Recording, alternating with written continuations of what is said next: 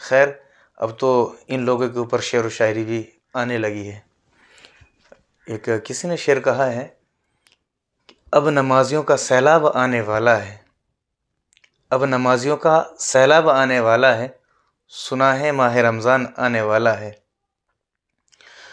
मस्जिदों का दायरा बड़ा कर लो, अब मस्जिदों का दायरा बड़ा कर लो, सुना है एक माह का मुसलमान आने वाला है। अस्सलामु अलैकुम वरहमतुल्लाहि वबरकातुहू। नाज़रीन किराम, रमज़ानुल मुबारक बाबरकत महीना अनकरीब आने वाला है। जूँ जूँ रमज़ान करीब आता है तो मुसलमानों का एक तबका है जो पूरे साल नमाज नहीं पढ़ता। उस मुसलमान को नए नए अलक़ाब, नए नए नाम दिए जाने लगते हैं और कभी कभी तो उन मुसलमानों के ऊपर शेर व शायरी भी होने लगती है। जब रमज़ान करीब आता है, उनको मालूम है कि रमज़ान का महीना बड़ा बाबरकत महीना है, मुतबर्रक महीना है, रहमतों का महीना है और अल्लाह तबारक व तआला का मुक़द्दस कलाम भी इसी महीने में नाजिल हुआ। तो खैर, तो जब रमज़ान करीब आता है तो उन मुसलमानों के अंदर भी चेमी गोइयाँ शुरू हो जाती हैं कि अल्लाह का मुबारक महीना शुरू होने वाला है, कि अब नमाज पढ़नी है, रोज़े रखने हैं। तो जब वो लोग मस्जिदों की तरफ आते हैं तो कोई तो यूँ कहता है कि मुसलमान एक चाँद देखकर मस्जिदों में आता है, दूसरा चाँद देखकर मस्जिदों को छोड़ देता है।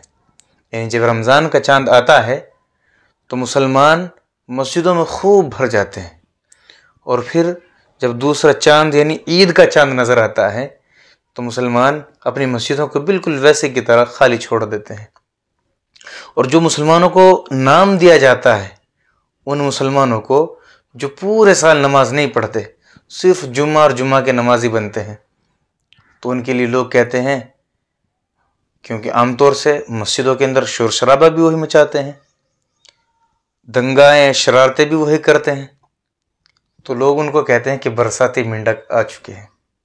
कि जिस तरीके से बरसात आती है और बरसात में टें टें बोलने वाला मेंढक सिर्फ बरसात में बोलता है, तो यही वो नमाजी जो मस्जिदों को आबाद कर रहे हैं सिर्फ एक महीने के लिए, तो ये पूरे साल मस्जिदों में नज़र नहीं आते और मस्जिदों में रमज़ान में आएंगे तो वही तरावी की नमाज में शरारतें करना, दंगा और मस्ती करना, एक दूसरे के साथ हंसी मजाक करना, कुरान पढ़ने पढ़ाने वालों को डिस्टर्ब करना, उनके काम में खलल अंदाजी करना, इस तरह की बातें हैं।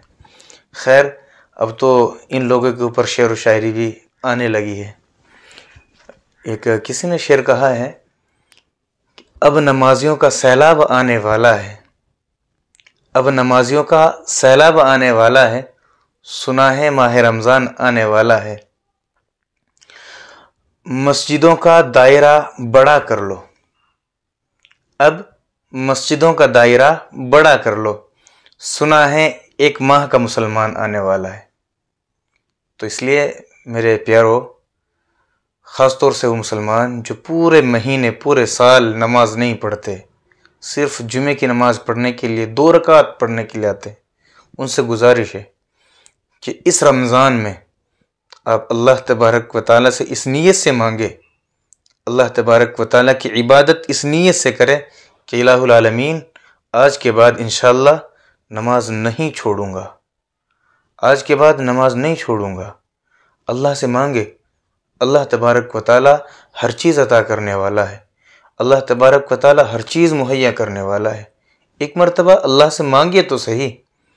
मस्जिदों में आते हैं, दुआ भी करते हैं, रो रो के दुआ भी करते हैं कि इलाहुल आलमीन मुझे 5 वक्त का नमाजी बना दे, मुझे इन गुनाहों से बचने वाला बना दे। लेकिन उन दुआओं का असर इतनी दूर तक महदूद रहता है कि मस्जिद की जहाँ सरहद, मस्जिद की हद ख़त्म होती है, तो उस चीज़ भी भूल जाती है कि हमने अल्लाह से दुआ मांगी है या नहीं।